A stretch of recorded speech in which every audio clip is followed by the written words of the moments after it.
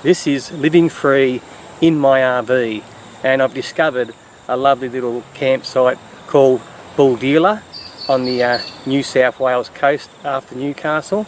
I've decided to reset my journey because unfortunately I didn't get to travel up the coast. When I got back from Tasmania, I went straight to the Sunshine Coast, so I've reset my journey and slowly winding up the New South Wales coast. So today I'm going to go to Port Macquarie, and then from Coffs Harbour to Byron Bay to the Gold Coast, and then back to my base at Coolum Beach, and in May be travelling up north up to Cairns, slowly winding up. There's so many campsites in Queensland, and they're beautiful showers and all the way up, so I'm going to just venture up all these beautiful little lagoons and explore them, and then try and get up to Cape York. I can't take my RV up there obviously, so I'll work that out.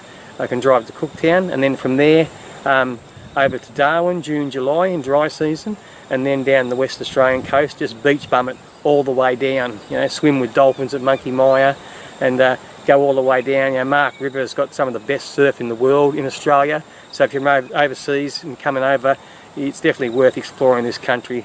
It's incredible, you know. And then I'm going to go across the Nullarbor, again in the bottom of Albany, then across the Nullarbor to Uluru, Alice Springs, and then back to Coolum Beach, and then decide on my next adventure from there, which is the beauty of living free in an RV. So now we're going to go and have some breakfast, so join me in my RV. This is my breakfast. I just got some bananas, I've got some raspberries and cherries that I picked at Sylvan while I was down in Melbourne, and I just put some kale on top of that and put it in my Magic Bullet, because it's handy to have you know, something this size in your RV. Oops, wrong one. I've got the soy milk.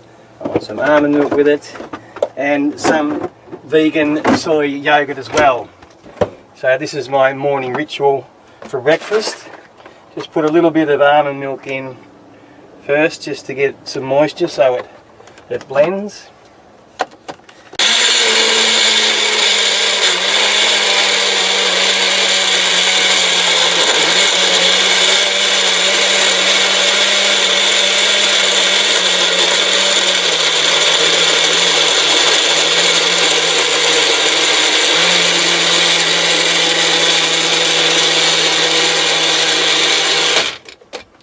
Then I add my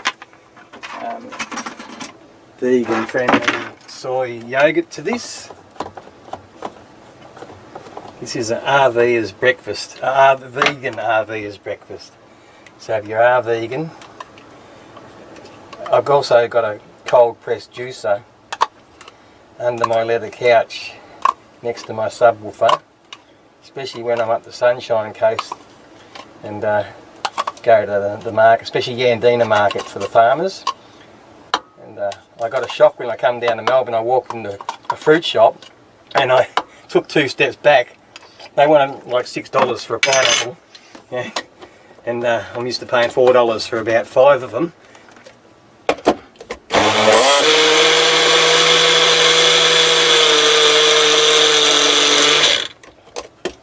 Beautiful. A good hearty breakfast. You can't go wrong with bananas. I mean, look at gorillas. They're not small, are they? So live free and live longer. Be careful, whatever you put in your body is very important. So then you can explore the country and the world and have longevity in your life. So live free in your RV, and here's to good health. This is the campsite in the Campsite Australia Wide on page 138, and it's number 100 with the tick of approval by the people that have such a hard job as going to all the campsites in Australia and putting them in this book. It's also preloaded in HEMA Maps Navigator if you have one of those. If you haven't, it doesn't matter, so you can use an old-fashioned map. And there's a couple of mistakes here. It says Buldeela Lions Park. Well, I haven't seen any lions walking around. And the other mistake is that it says 20 hours. It's actually 72 hours. So anyway, let's venture outside now and we'll go and have a look around this campsite. I was very fortunate to get a spot here. Just look, see how many RVs there are.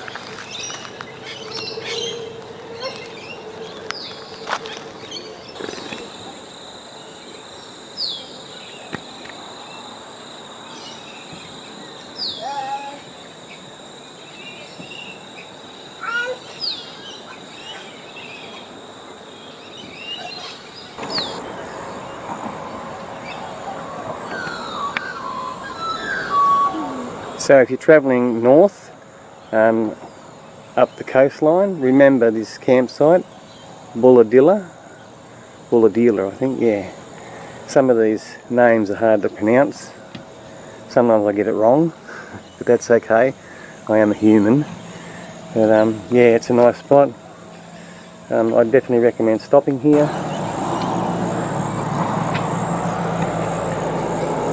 Here's one of the locals here. Are you looking for a feed? Yeah.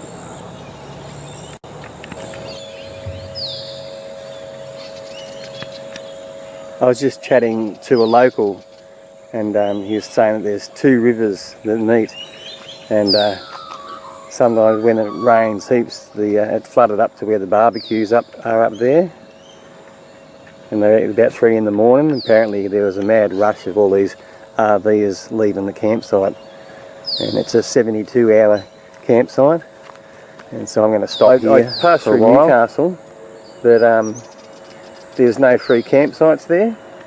So wherever there's a town that's not RV friendly, what I do is I'm not friendly to their retailers either.